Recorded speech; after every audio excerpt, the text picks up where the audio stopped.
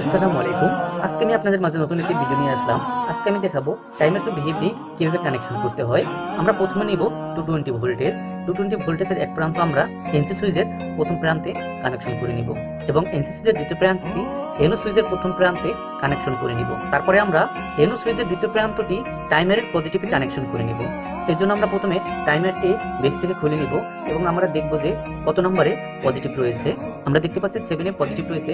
এজন্য আমরা দ্বিতীয় প্রান্ত থেকে 7 কানেকশন করে নিব এবং আমরা টাইমার থেকে রিলেতে কানেকশন করব।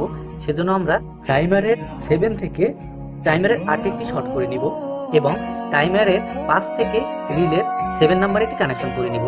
এজন্য আমরা রিলটি বেস থেকে খুলে নিব এবং টাইমারের 5 নাম্বার থেকে রিলের 7 নাম্বারে একটি কানেকশন করে নিব।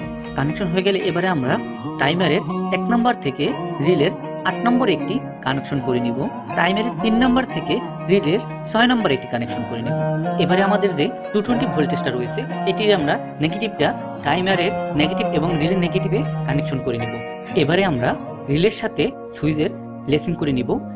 এই জন্য আমরা এনও সুইচের দুই প্রান্ত থেকে দুটি তার নিয়ে রিলের 1 এবং 3 নম্বরে কানেকশন করে নিব। এবারে আমরা ভিএফডি কানেকশন করব। সেজন্য প্রথমে ভিএফডিটা খুলে নিতে হবে এবং আমার পূর্ববর্তী ভিডিওর মতোই ভিএফডি পাওয়ার কানেকশন দিয়ে নিতে হবে। 440 ভোল্টেজ থেকে আমরা পাওয়ারটা দিয়ে নিব। আমাদের পাওয়ার দেওয়া হয়ে গেলে এবার আমরা এস অন থেকে টাইমারের 3 নম্বরে একটি কানেকশন করে নিব এবং ডিসিএম থেকে টাইমারের 5 নম্বরে কানেকশন করে নিব। তারপর আমরা ভিএফডিটা লাগিয়ে দিব সেফটির জন্য।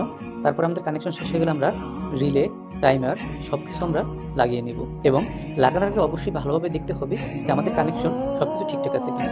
তারপরে আমরা 220 এবং 440 ভোল্টেজ দিয়ে দিব। এবার আমরা দেখতে পাচ্ছি আমাদের পাওয়ার পেয়েছে ভিএফডিতে এবং তার আগে আমাদের কিছু ফাংশন দিতে হবে ভিএফডিতে। ফাংশনগুলো সুন্দরভাবে দিয়ে নিব।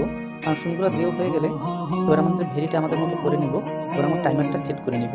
এবার আমরা যদি অন করি আমরা দেখতে পাচ্ছি টাইমার ধরছে এবং ভিএফডি রান হচ্ছে এবং টাইমার গোনা শেষ হয়ে গেলে ভিএফডিটা অটোমেটিক আবার অফ হয়ে যাচ্ছে। এভাবেই আমরা কিন্তু ভিএফডি টু টাইমার কানেকশন করতে পারি। তোমরা চাইলে এভাবে টাইমার টু ভিএফডি কানেকশন করতে পারবে। এছাড়া যদি আমার ভিডিও দেখতে কষ্ট হয় তাহলে এই সার্কিটে দেখে ইজিলি কাজ শিখতে পারবে এবং কানেকশন করতে পারবে। পরবর্তী ভিডিও দেখার আমন্ত্রণ রইল। আসসালামু আলাইকুম।